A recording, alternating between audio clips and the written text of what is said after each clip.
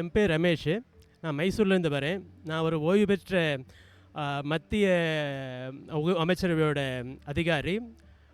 நான் வந்து கிட்டத்தட்ட ஒரு 10 வருஷமாக இந்த புத்தக காட்சிக்கு வந்துட்டுருக்கேன் நான் விடாமல். எனக்கு ஒரு பட்ஜெட் உண்டு. வருஷத்துக்கு இவ்வளவுக்கு நான் புத்தகம் வாங்கணும்னு சொல்லிட்டு எல்லா தரமான புத்தகம் வாங்குவேன். எல்லா வீதியும் சுற்றி பார்ப்பேன். ஒரு ஸ்டால் கூட விட மாட்டேன். எல்லாம் குறித்து வச்சுப்பேன். கடைசியாக மொத்தமாக வாங்கிட்டு வருவேன். எல்லா வருஷத்தையும் விட இந்த வருஷம் நல்ல சிறப்பாக இருக்குது. புத்தக காட்சி கொஞ்சம் கூட சோட போகலை. அது இந்த வருஷம் சிறப்பாக இந்த விக்கிரகங்கள் இருக்கிறப்ப ரொம்ப வியப்பாக இருக்குது. ஏன்னா விக்கிரகங்கள் 2 மாதிரி கிடைக்கும். ஒன்று சுவாமிமலை விக்கிரகம், இன்னொன்று டெல்லியிலேருந்து நார்த்துலேருந்து வர விக்கிரகம். நார்த் சைட்லேருந்து வர விக்கிரகத்தில் ஒரு தெளிவு இருக்காது, கூர்மை இருக்காது. அங்கங்கள் வந்து பார்க்கும்போது அந்த மாதிரி சொரூபம் தெரியாது. சுவாமிமலையில் அந்த நம்ம சிற்பக்கல் மணலாக இருக்கும்.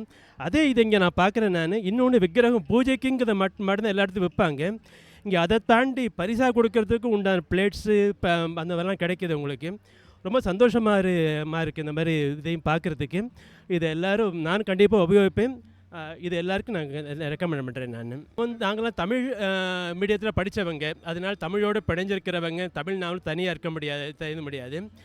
இந்த தலைமுறைக்கு எப்படி இது கனெக்ட் ஆகுன்னு தெரியாது. ஆனால் இந்த சுவாமி சிலையை பார்க்கும்போது நான் வந்து தினம் பூஜையை கையில் வச்சுருக்கிறவன். நான் இப்போ சிவ பஞ்சாயத்தின பூஜையை. அதனால் இது வேறு உலகத்துக்கே கொண்டு போகுது.